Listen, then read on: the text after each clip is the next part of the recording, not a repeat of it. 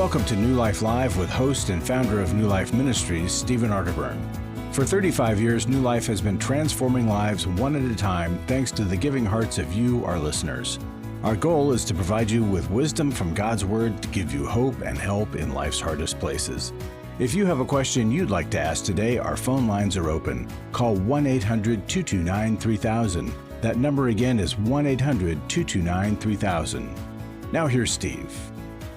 Hello, everybody. It's Becky Brown with Dr. Jill Hubbard and Jim Burns. We're taking your calls, 1-800-229-3000. And, every day we are talking about things that we all struggle with, whether it's a relationship or habits or addictions or just the things of life. Being human is a little bit challenging from time to time, isn't it?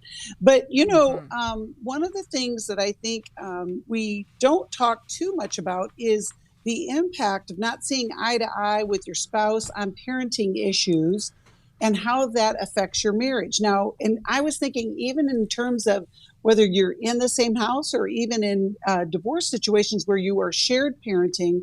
But, what if you feel as one parent to another, you feel strongly about a situation and the other parent does not agree and you just can't get to the same spot? Like, do you defer to the stronger person? Like, how do you negotiate that? I know both of you can help us with that.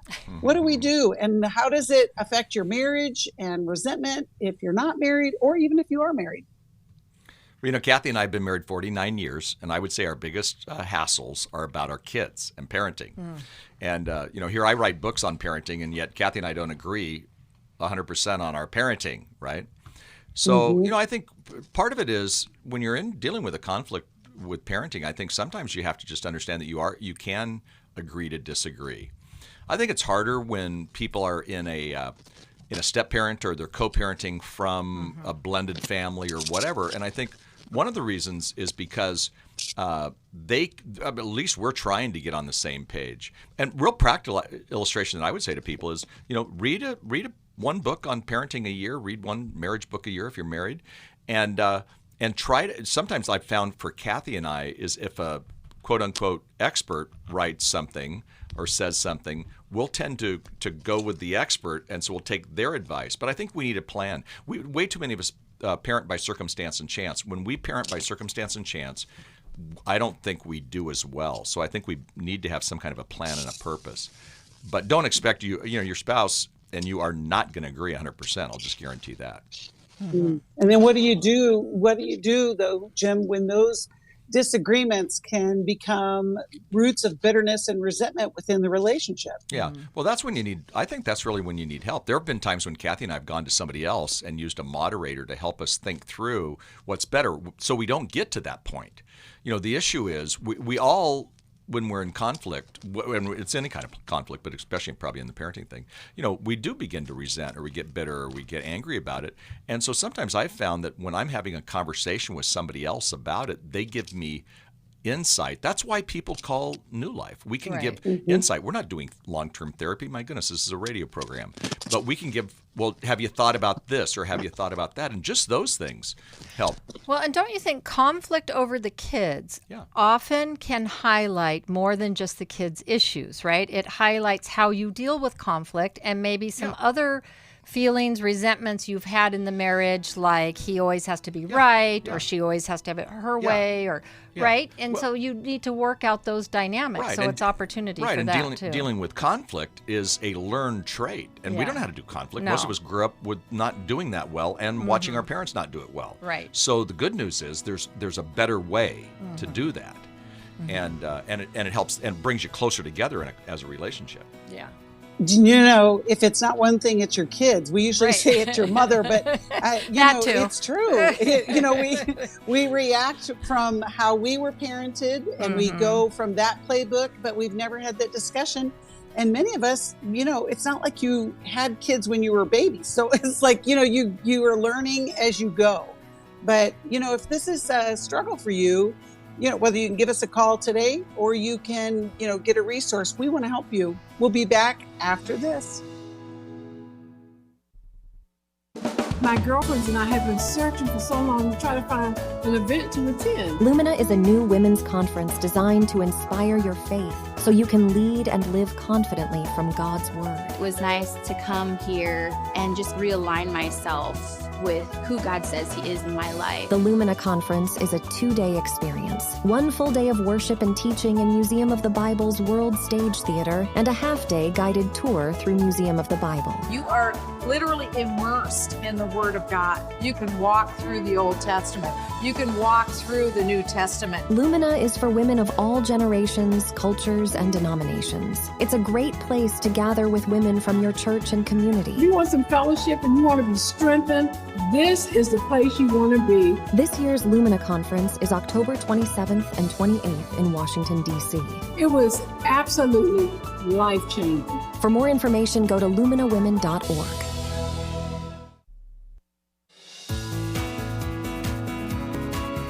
To find out more information about New Life or to order any of the resources mentioned on today's program, call 1-800-NEW-LIFE. Now back to New Life Live. Welcome back. And, we want to continue just for a minute or two. Jill, what happens, though, when the husband and wife are parenting, but they're in different households? Right. They're not husband and wife anymore. Right. Yes. Having been married 20 years and then co-parenting for 20 years through most of my kids' childhood, it's a very different situation. You're not only not in the same household, but the fact that you're divorced, you already see things very different. And I'm always admiring those people that seem to do it well, but more times than not, it can be from non-involvement or to antagonism, right? Where the other parent actually works against you. And so you have to realize that it's for the good of the child. You really have to remove any issues you have with your ex-spouse because, again, this is why you're divorced. Did you think they were going to turn into a wonderful person after you divorce? No. And so, and to remind yourself, one, you don't have full control.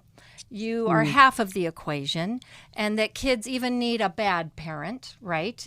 Because that's their parent, and that kids can learn from what to do and from what not to do. And kids in divorce situations actually discern that pretty well, better than you think.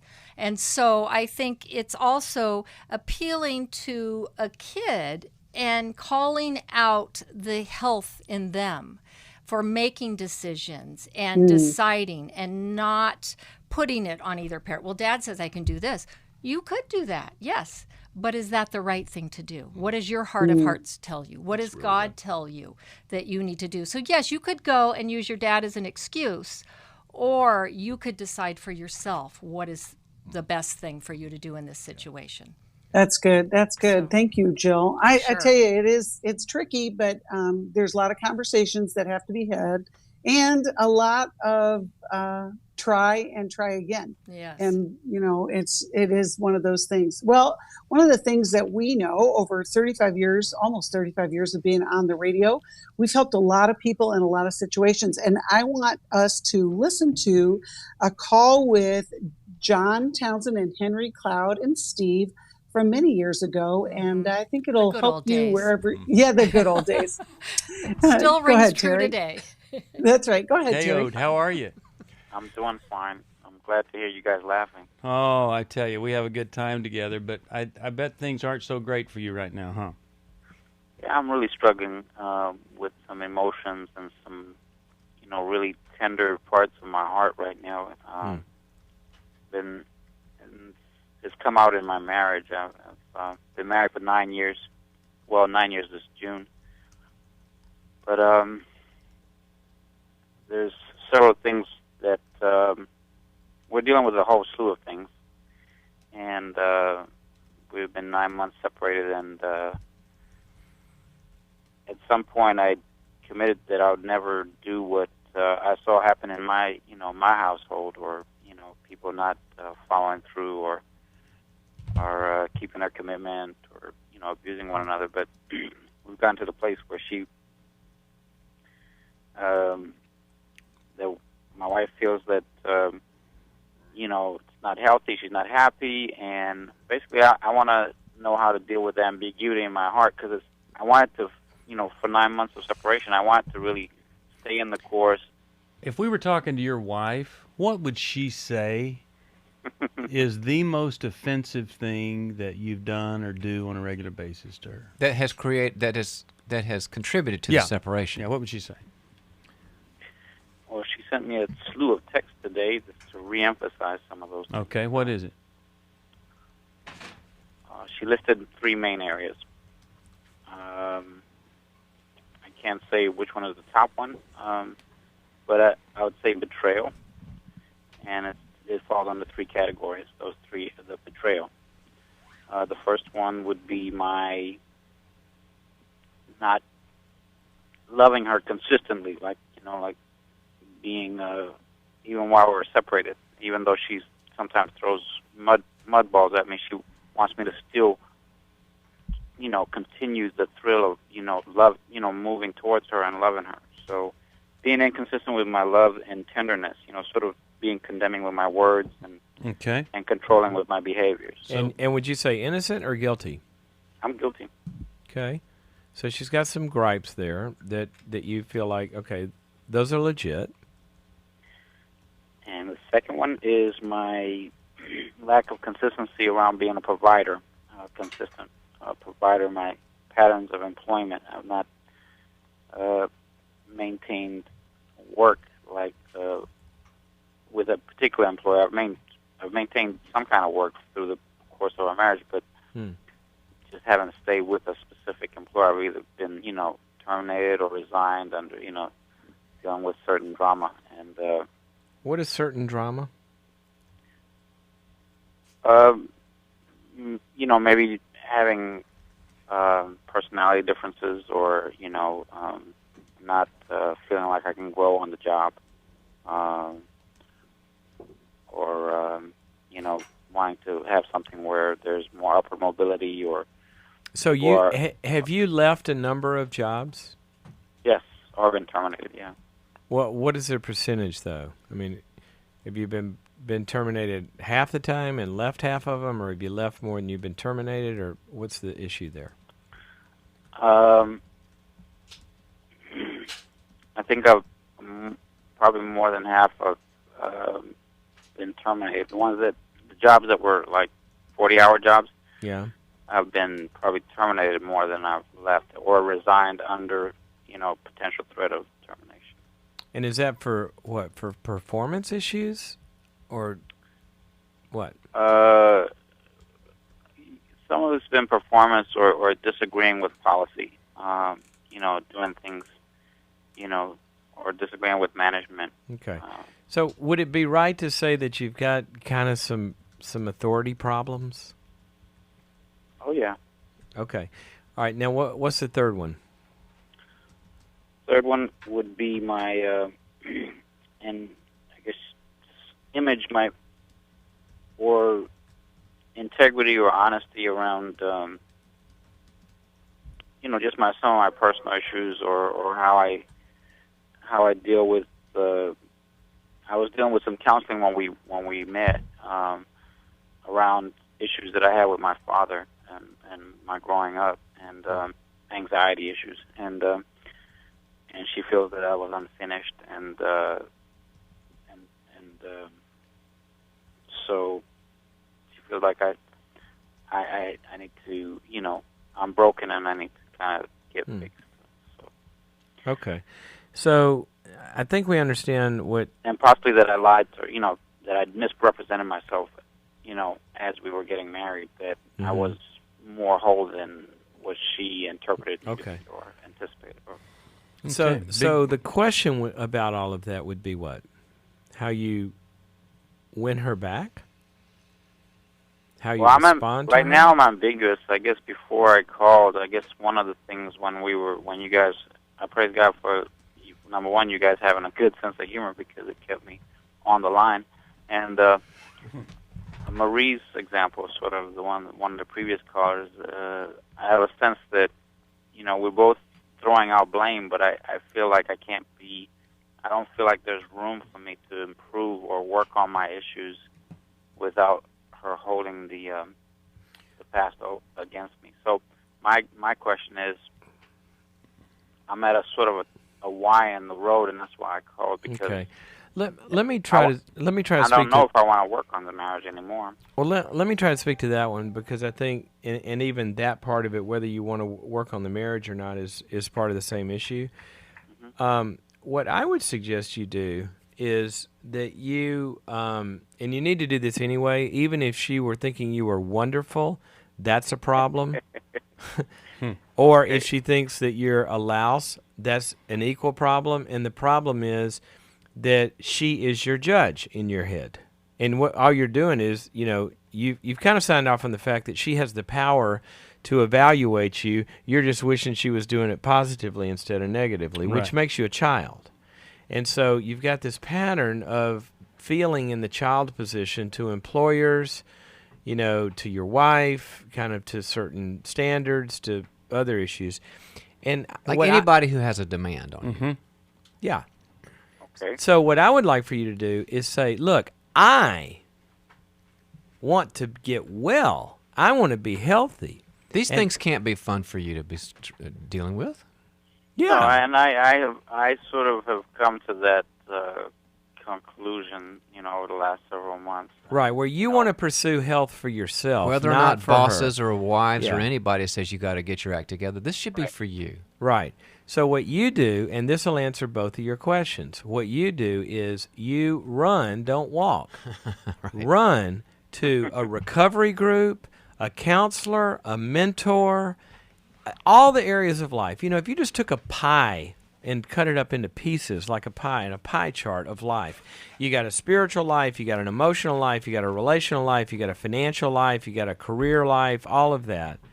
And I think, what you do is when you look at most healthy people, Coyote, they don't have all those pies, or all those slices all wired. What healthy people do is you can ask them about their lives, and they're in places where they're growing in those areas. They've got a financial counselor. They might go to a support group. They're in recovery. They meet with their pastor. They have a mentor. They're taking college courses at night or high school courses or workshops or something. But they're in the process where they're getting healthy and they're getting well, and that's what the Bible describes. Now, if you do that, you don't care what your wife says, because the power is in the following God and coming to the light and getting well. And if she says you're a louse, you say, gosh, I'm sorry you feel that way, because I really feel like I'm making some breakthroughs here. I'm sorry you can't see those. Tell me what you're seeing. And it's a conversation that you don't react to. You feel empowered to have. And then from that position, that's when you can evaluate what you think of her. But you can't evaluate what you think of her from a dependent position. You got to go get well and wow her with that. Whether or not she's wowable, she should have a whirlwind. I have started, I have a psychiatrist through our healthcare provider, and he referred me to a men's group. And I've also sought out several mentors in the church. All right. To really, good job. Well, keep that going. And then get healthier and healthier and healthier, and then you're going to find you don't react to her. And when she's frustrated, empathize with her and say, gosh, it must feel awful to feel that way. Let's talk about that. But you don't let her cause you to become a reactive child. That's the big issue. Then she becomes a peer and a wife, not a mom or a dad. Okay. Now, here's the deal. I'm going to send you. the Lord. I'm going to send you the Life Recovery Bible, and I'm going to send you the workbook. Here's the first question in the workbook. What feelings do I experience as I acknowledge people in my life who have power? Supervisors, spouse, religious leaders, and sponsors. And what do I do when I feel trapped? How do I escape it? If you will work through this workbook, it's going to take you to a place of healing and wholeness, because it's addressing the exact issues that Henry has asked you about here, this resistance to authority. Isn't that amazing? I love that. I know, love hearing it's timeless. those old. It is timeless. And I love wow her with being well. And I know. It's just amazing when you think about your own life. We want to put it off on other people, if they would just quit complaining about us. And yet what he was challenged with was do your life well. Right. I don't know, Jim or Jill, what would you add to that? Well, I think sometimes we always look at the grass is greener. It's exactly what Henry said. If that man gets well, this may end up being a great marriage. Right now, he's the one who has to do some work. Right, and he's constantly ambivalent because he is in that place. I would say more than a child, he's that adolescent that's pushing against his father, and everyone becomes his father, and he sets that up for himself. Interesting. Right? Yeah. It's pretty powerful. You know, wisdom is ageless, and we can continue to get healthy. You know, that process is not a one and done. It is a lifelong process. We're here to help you. You can give us a call and we can find you help. We can get you directed into a life recovery group like Steve was talking about with the workbook. You know, there's a lot of different things that we can address. You know, we talk about workshops, we talk about books. We want to help you get connected with your best next self. We'll be right back after this. We went to the Intimacy and Marriage in 2019. We were both done. This is Steve Arterburn. Do you feel like your marriage is done? New Life can help. We believe that everybody has room to grow in the intimacy level of their life. Our Intimacy and Marriage Workshop examines the various types of intimacy, spiritual, emotional, and physical, as well as the challenges of experiencing true intimacy. The next Intimacy and Marriage Workshop is July 28th to the 30th in Washington, D.C. Call us at 1-800-NEW-LIFE to find out more or go to newlife.com. 1-800-639-5433. Don't settle for a miserable marriage or even one that's just okay. It's possible to experience a new level of intimacy and have a great marriage. The transformation, phenomenal. It has transformed our lives so much. 1-800-NEW-LIFE. Chris Williams on coaching. Oftentimes I get asked, what is the difference between therapy and coaching? The biggest difference between the two is that a therapist is going to be looking for a diagnosable mental health condition, whereas a coach is going to look at a particular issue and help a person work through that. If you need a coach, call New Life today and ask about the New Life Coaching Network. Our coaches have been trained and screened with the same intensive process we use for our network counselors. If you're looking at an issue in your life that you just kind of want to change, whether it be your weight or leadership or other areas of behavioral patterns, check out coaching. There can be some really, really helpful things for you. Take control of your life and take action to achieve your goals. Call 1-800-NEW-LIFE. That's 1-800-639-5433 and talk to us about getting a New Life coach. 1-800-NEW-LIFE.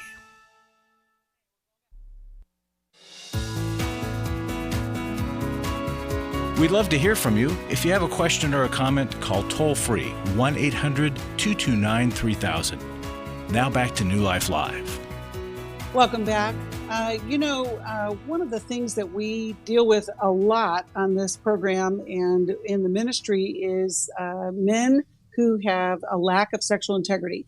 And there's a lot of people who, have to deal with that. And mainly if you're married to one. So women, if you feel like your husband is struggling with his sexual integrity and you don't know where to turn, give us a call because we can get you connected with some help. We can get you both connected with some help. It's no shame.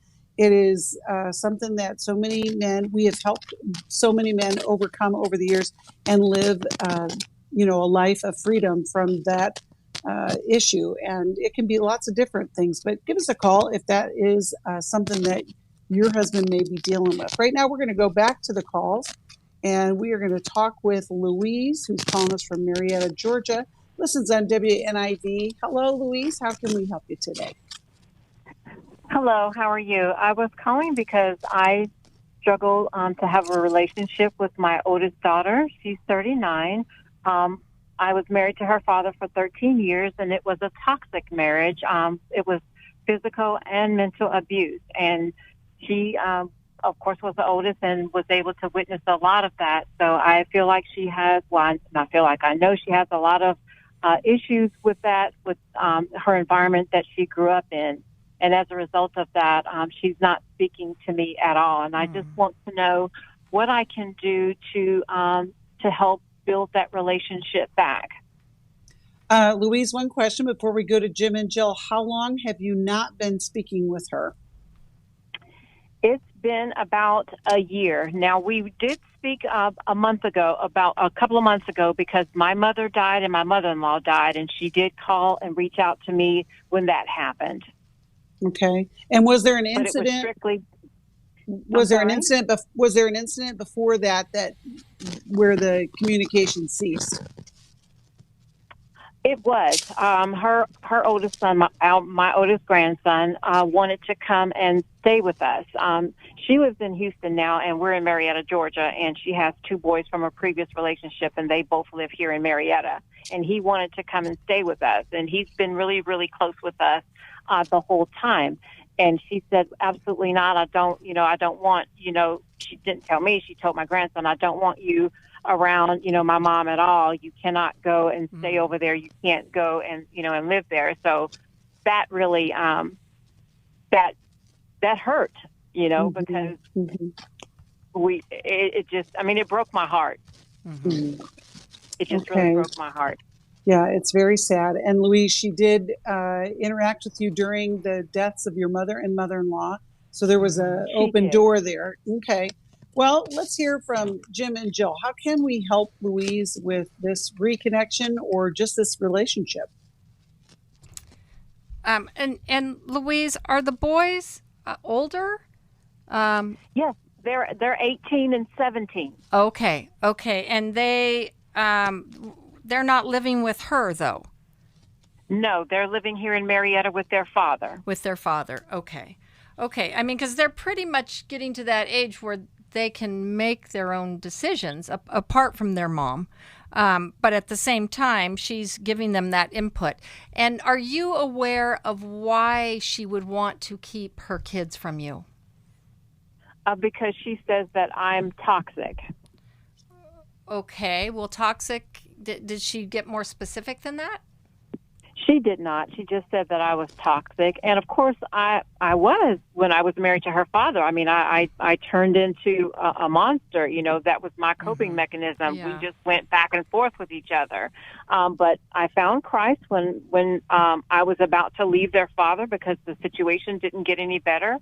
I begged him to go to Christian counseling and or traditional counseling, everything. He would not do it, and he didn't change his behavior. And it was getting to the point that I wanted to do physical harm to him, and I knew that I could not do that because I had 3 kids, and I needed to be that strong one for them. So I met a beautiful woman who introduced me to Christ and just helped me get through that situation. And that's where I started to get my healing through the church and also through traditional counseling as well. Right. And Louise, have you owned everything you just shared with us with your daughter? Have you? I have. Okay. I have. You've let her know that you have so much regret from those years, and that you realize in going through what you did that you hurt them, hurt the kids, hurt your kids. Yeah. It takes people in the wake of hurt a long time to retrust. And some people, unfortunately, keep others in a box and don't let them grow and get stuck. So if she hasn't done some of her work in healing, she may still be relating to you as that mom back in the midst of the trauma of divorce and what you were going through and the abuse. So you have to remember the little girl in her is still remembering that, right? Okay. And that's what she's pushing away, that mother.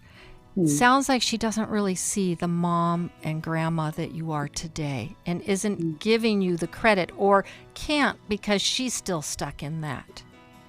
Okay. Louise, hold on. You can hear the music. We're going to go to a break, and we're going to continue on this path.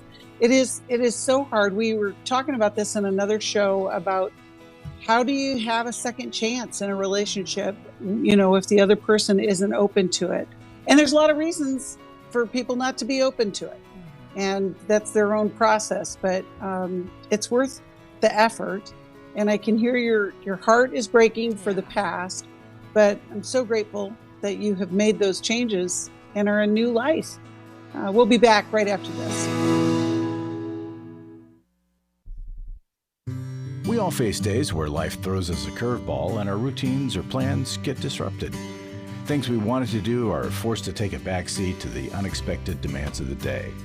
If you normally listen to New Life Live on a radio station, well, you might not be able to that day.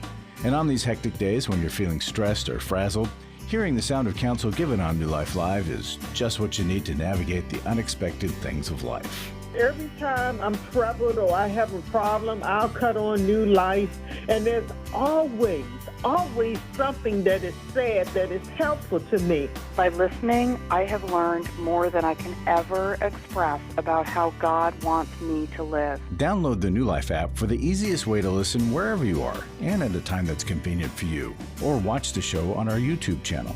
You can even subscribe to our podcast from your favorite podcast provider. You never have to miss a day of New Life. Wherever you are, we are.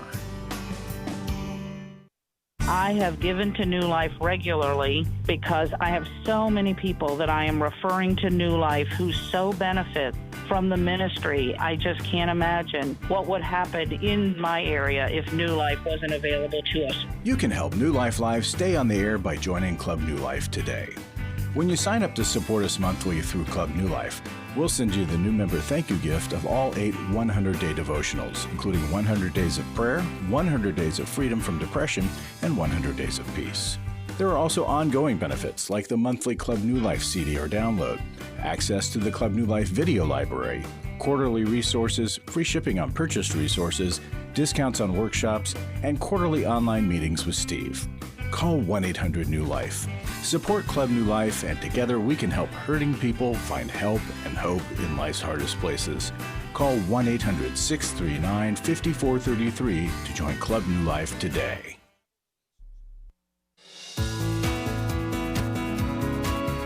We're glad you joined us for New Life Live.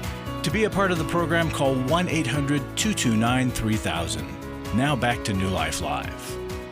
Welcome back. We're talking to Louise, and I just want to remind you guys that we have a Life Recovery Today program that comes out every Thursday, and you can check it out on NRB TV. And we have a podcast, and we just encourage you to check that out. We are talking with Louise, who has been estranged from her oldest daughter from a previous marriage.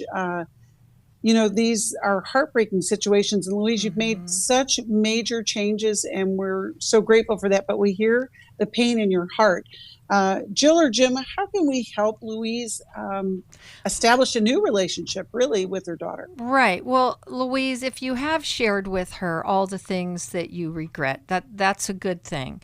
I'm wondering in that process if you've also been able to hear her upset and her hurt without defending yourself. And sometimes we have to do that more than once, because if the person still feels unresolved, sometimes you have to kind of sit there again and hear it. And that's something to offer. Say, I want to really hear where you're at now. A lot of time has passed. We've both done some growing and changing. I want to hear, though, the hurts that you are still wrestling with. Even if I'm the cause of that, I want to hear it, and I just want to listen. I won't defend myself. You have every right to have your feelings, and your experience of how you perceived your childhood and me, it's your experience. And then as a form of kind of restitution, again, you're caring about your daughter's heart, not the actual facts, okay? Okay. And so... And one of the lines I always love is, if that is how you experienced it, wow, I am so sorry, because that is so hurtful, right? So you're acknowledging her hurt and pain. And then as a form of restitution, inviting her to get help for that, and even offering, if you're able, to pay for it. Okay. That you would like to contribute to her process and her continued growth and healing, if she would let you. Okay. And I think, offering those things in humility, this isn't for you to be beat up upon, right? And often through the process, there's a chance, when you've really, really hurt another person, then there can be room for you to say, that wasn't the intention of my heart. However, I see how that could have impacted you. It's very powerful. Right. Jim, what would you say? Louise, I want to suggest that you take Jill up on that. The reason is because you're giving her kindness. The Bible talks about, when it defines even love is patient, love is kind. Mm-hmm. And sometimes generosity, and even an act of generosity, is an act of kindness. And I was thinking about, in those tough times, you probably didn't give her a whole lot of kindness. It was just too much going on and whatnot. Don't try to make it better. Don't try to tell her what she's wrong about, even those 2 kids. Just offer her love, kindness, and acceptance. There's another time for you to have the conversation about, well, what about us? But honestly, listen, and listening is the language of love in this one. Mm-hmm. And just offer her that care and kindness. And then if she doesn't do it, she goes, no, I don't want to do that. Fine. You've already made that act. Now that act, the last act, at least in this moment, is an act of kindness and generosity and care and love and concern. So now she's going to take that with her, as opposed to taking whatever it was, 10 years ago or whatever. There's a Bible verse in Ecclesiastes, and it says, for everything there is a season and a time for every matter under heaven. This may be your season of healing with her. She reached out to you when your mom died and when mother-in-law died. So, she that was an act of kindness on her part. So, accept that. But it may be this season, but know that seasons sometimes are long. Right. I mean, you may not have that in Marietta in terms of long winters, but, just north of you, there's some long winters that happen. And so make this a season of healing, and pray about that. But offer her kindness, generosity, and listening. And you know what? There's because she reached out to you, I'm really hopeful, and I love that you get a chance to have a relationship with those boys. I mean, at this point, I don't know the whole understanding of them not living with you, but the fact is that they're still in Marietta and they're near you, so you get a chance to take them out for a meal or just shower them with love, and that can't do anything but show kindness to her as well. Exactly. Well, thank you. Well, and so this is you being Jesus to her, right? Which highlights how you've changed. Like when you're not defensive, even though your side isn't being fully told, it shows how you've changed, right? And that she can trust you the more that you do that. And if she doesn't take you up on it right away, let her know, well, the offer stands if and when you're ready. I love that. I love that. Louise, we'll be praying for this situation. I think Healing is a Choice would be helpful for Louise. We'll send you a copy of that, and I think that will be a blessing. You know who else is a blessing is Larry Sonnenberg, and he's in this. He's in the studio. Larry, how you doing? And what do you have for us today? Thank you. Well, I'm a little bit of a parrot. Just wanted to say the same thing I said last time I was on. That is, we've got this intimacy and marriage workshop coming up. And I know you want to be there. You're probably hesitant. The hardest thing to do is pick up the phone and call sometimes, but I want to encourage you to do that a couple of ways. One way is I want you to go onto our website and go to newlife.com. At the home page at the very top, there's the tab that says events, and drop-downs will give you a choice, and you pick intimacy and marriage. And on that page, there is a testimony, a video testimony from a couple. And the wife was very reluctant to go. Their marriage was in a mess, but they went, and it was a turnaround for them. And it's a very touching story, and it's real. And I'd just like you to listen to that, and I think that will encourage you. As will this, I think. This gentleman wrote, my wife and I have been married 5.5 years. I left her twice. I left her 2 weeks in December and then on Valentine's Day. Great timing, huh? I did a lot of damage. I've been trying to blame my wife because of the family stuff I was raised with. My dad was a pastor, but they fought like cats and dogs at home. Checking out led me to going to movies midday when my wife thought I was working, and then to porn. I thank God for this weekend. I was digging my heels in. I'm going to be initiation man. I might make myself a cape and run around. I want to say to my wife how much I love you and thank you for standing by me and for giving me grace. I was a jerk, and it was my fault, and thank you for loving me so much. So, folks, these turnarounds that you hear us talk about on the radio, they're real and they happen, and they could happen to you. It might not be that dramatic, but it could be that little spark in the heart of one of you or the brain of each of you to where you think, we can learn to live together even though we're both broken. Do you know, it's interesting, Larry, because he didn't think that there needed, anything to be changed. It was all her fault. And there's a lot of people that think, well, I don't need to go to an intensive. We're just married. That we're just going to be married and miserable. And, we want you to have a great life together. And you could be, what did he call himself? What was that? Initiation man. Maybe you could be initiation man or initiation woman and make the call to come to our intimacy and marriage. Okay. And you can be intimacy man or intimacy woman. I don't know.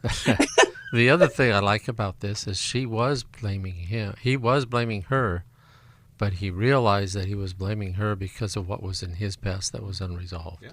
And so it wasn't blaming her because of anything other than probably how he was being a little bit of a north end of a donkey going south, but or something like that. Something like that, yeah. And it was him. It was the stuff that he had inside him that he never got out. And at our workshop, at our intensive, we have speaking sessions where you learn about why these things happen. And then we go into the group process with a licensed counselor who helps you kind of unpack those things.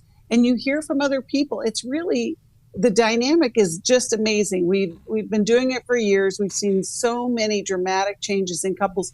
And it's not just about, be nicer, go on a date. There is some of that. But it really is those understanding. Those are good things. But. Those are good things, yeah. But it's really amazing when you help people understand what is the disconnect with us and why can't we figure this out. So I hope you'll make the choice and come join us at the Intimacy and Marriage Workshop. It'll change everything. It's amazing that the things that happen to you are the least expected. I mean, the problem with a lot of folks is you go there expecting one thing. This is the way God's got to make it happen, or it's not for real. And it doesn't happen that way almost always. It happens to you some way, and God does it. It's the Holy Spirit, and we're grateful He's there every time.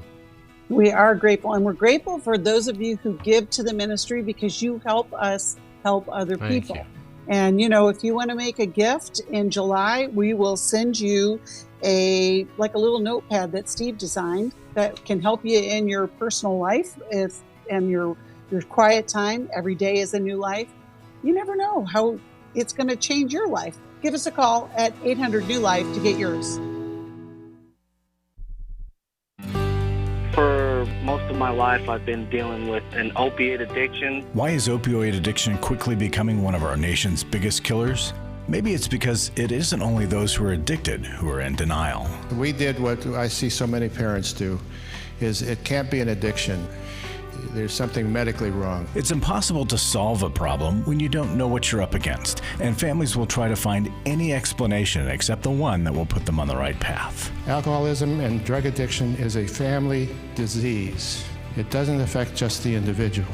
If someone you love is abusing painkillers, know what you're up against. It's time to admit its addiction and seek treatment. Call us today at 1-800-NEW-LIFE. We have partner treatment centers around the country. Call 1-800-639-5433 or visit us online at newlife.com. We just made a decision. We will do whatever it takes. 1-800-NEW-LIFE. Hi, this is Steve Arterburn, and for over 34 years, New Life has been the most trusted name in Christian counseling. Your ministry has saved my life. If you struggle with emotional hurt, family, or marriage problems, the pit of depression, or the pain of addictions, we can help. I'm down 100 pounds now from what I was. Our treatment programs provide clinically appropriate solutions from licensed professionals, all in a biblical framework. I have had problems with alcohol. I think God has ordained this place to be His. You don't have to be a prisoner of your pain. Help is available at 1-800-NEW-LIFE. She tells me that I'm a new man, and I feel like a new man. It worked for me, and it can work for them too. This time it is different. If you're ready to take the first step towards genuine spiritual and emotional healing, call us today at 1-800-NEW-LIFE. God can open the door to a better tomorrow.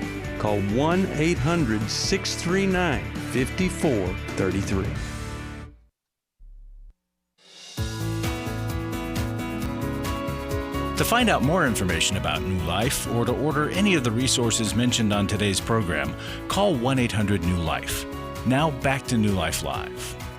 Welcome back. We are so glad you're listening today, and we are going to go back to the calls, and we're going to talk with Sarah, who's calling us from Seattle, Washington. Listens on the podcast, and you can too. Wherever you get your podcasts, we are there. And we'd love for you to rate and share those podcasts because it makes everybody's life better. Sarah, how can we help you today? Hi. So I'm calling about a situation with one of my really good friends. We've been friends since childhood. I mean, she's basically like a sister. And the situation that's going on is she's dating a guy who I really don't like. He's nice. I've met him, and he's great and everything. But my issue is that before they were dating, she told me she had this long string of, unhealthy relationships, and she wasn't really proud of how she conducted herself. She wanted to break that cycle. And then she starts dating this guy who is nice. He's very pleasant. Don't get me wrong.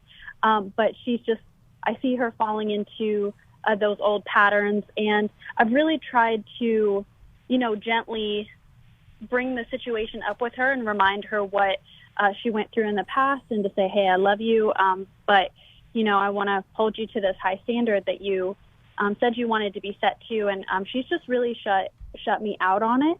And normally I am just like, well, it's your life, do what you want. But I just feel like I'm not being a good friend if I don't, and she's going to make her own choices, but I feel like I'm not being a good friend if I don't try a little bit harder. I don't want to just turn away at the first sign of,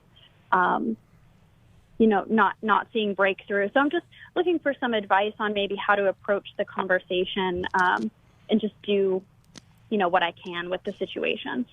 That's good. Sarah, that's being a good friend. Jill or Jim, how would you direct Sarah to make that conversation happen? Or, how would we do that? So, Sarah, what you shared, you've already said to her? Yes. So okay, you've already said that to her. Yeah. Okay. Yeah. Well, I have sort of invited the conversation of okay, so what are you guys doing? I thought I don't want to expose her, but for example, like, she's a Christian, so and they're having sex outside of marriage, and she said she didn't want to do that. So I said, okay, so how do you what's different about this time or that? And she's just like, well, I just really like him, and kind of blasé, and kind of wanted to change the subject. So that's what I mean, where I've sort of tried to approach it really gently before going all in, but she's kind of shut it down a bit. So she said all of those things previously in between relationships after she'd been hurt, right? But it's kind of like now she's back in a relationship. It's kind of like she's back on drugs in a sense, right? Back in the fun part, right? And the commitment, she put out the idea but didn't fully make a commitment to it. And now, again, we do repeat our patterns, and it's hard. And it's a typical pattern of she's avoiding you because she told you the truth, and now she's not listening to herself. And so, and you bear witness to that, right? But I think being a good friend, reiterating to her, I'm your friend since childhood. I'm going to love you no matter what. And I'm with you in this ride of life. How can I be a good friend to you right now? And just acknowledge, we all say things. We don't always live up to what we say. And I love you. So I'm here for whatever part of your journey that you're in and whatever you're needing from me at this time, right? Like I can hold all the parts of you. Like, I wanted to remind you of the part of you that wanted different. But if now you're not wanting different, I'm still here. I love that. As your friend. I love that. One of the things by doing that, Sarah, is that then, she's going to have a bad day with him. They're going to have moments. Maybe she's going to have some, thoughts in her mind that maybe this isn't so good. And then you're there. And you can say, well, one option might be. So, and the other thing is at times when it's safe, you can get her some kind of a resource that actually could help her think through some of this, not just on the sex thing, but maybe, like, say, for example, on the sex thing.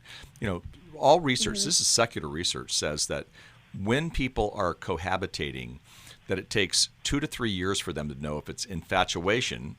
Jill talked about, on drugs, it's this, dopamine pleasure rush that comes. Oxytocin. Yeah, right. And you become, so she's in that stage where she's infatuated with him, but she didn't know if she's in love with him or not, but, it feels good. And, and there are people who write, there's lots of stuff on that. And if a person, say, for example, cohabitation, also, the secular research shows that greater chance if they got married that there would be a divorce, greater chance that there would be infidelity in the marriage, and a bunch of other things, right? So those are things that she might need to be reminded on, and there's resources for that. You can look that stuff up. But again, be there when she asks. So if she's talking about it, say, gosh, I read something recently. Boom, put something in front of her if you want. But I think you got to wait on that. I think it's kind of like, you've told her what you think, and now you kind of have to just be there present, and then you're that safe person. She's going to learn. And, you wish she wouldn't keep repeating the same thing, because she didn't learn from these past relationships. And that's heartbreaking, and a lot of us do that. Well, and sometimes you almost have to say, I want you to know there's no judgment here, right? I want to help you talk about and think through. I'm not standing back as your judge. Right. Right? I'm just trying to share with you what you shared with me. Yeah, and it's hard because when you give them insight, right? Sometimes they look at that as judging, right? When in fact it's not your insight; it's something that an authority is going to say. It's going to make it better. And she's already said to her, right?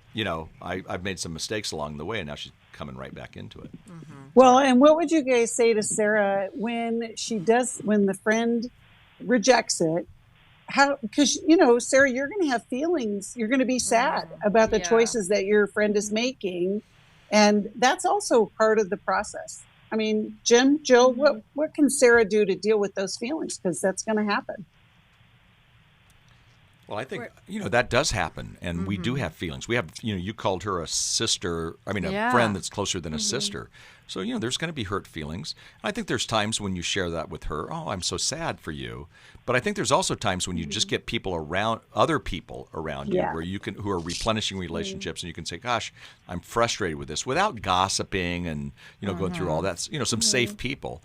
And in doing that, I think that's going to help you, but know that, people are not perfect, and they make really poor choices at times. And it sounds like she's jumping back into some poor choices she's already made. That's the worst, So you want to make sure that you have people around you that are not her, but who can be, in agreement with you. Sometimes I just need people to go, yeah, I think you're right, and they're not even involved in the situation. That makes me feel better sometimes. Well, and this is a lifelong friendship, right? And it sounds like it will be enduring, but we go through different seasons with people in our lives. Yeah. And so the sadness for you, I think, is that she may push away during this season, but hopefully there's a strong enough foundation where she'll come back around when she's in a different place emotionally, if she keeps you at arm's distance. And I think, yes, you pursue friendship with her, but you also give her space. And as Jim said, you reach out to other people to fill some of the void that's there for you. And just, continue to pray for her. And remember, if you're living differently than she's living, just your very presence might feel like conviction. And so it may be nothing you've said or done. Yeah. And that's just kind of the nature of life as we're growing. Yeah. Thank you, Hannah, for calling. Sarah we'll give you a Life Recovery Bible. Thank you, Jill. Thank you, Jim, for all you do. And for you listeners, for being here today. Tell somebody about New Life. It could change their life. If you need anything, you can give us a call, 1-800-NEW-LIFE, or go to newlife.com. We'll see you next time. Thanks for listening. We hope this program has helped you by giving you insights for handling the challenges you face in your life. We want you to know that we're here for you, but you also need to know that New Life Live is a listener-supported ministry. To make your donation or to get any of the resources mentioned on today's program, call 1-800-NEW-LIFE. That's 1-800-639-5433, or write to us at New Life Ministries, P.O. Box 1029, Lake Forest, California, 92609. Please join us again tomorrow for New Life Live. Hi, thank you for watching New Life Live. You know, New Life Live is a Christian counseling program where we deal with the hard questions about life, relationships, kids, free choice, freedom of will, whatever. It's all right there on New Life Live every day, every weekday, 1 p.m. Eastern, 10 a.m. Pacific. If you want to call into the live broadcast, you can find the schedule on newlife.com or click the social media link right below. You can see every episode of New Life Live on the New Life YouTube channel. Watch it with a friend, watch it later. Be sure to subscribe and hit that bell so you'll never miss another episode. So if you want to listen on the go, download the app. The link is right below. And I hope if you need some information, if you want to get some help, you'll call us at 1-800-NEW-LIFE. And I'll see you next time.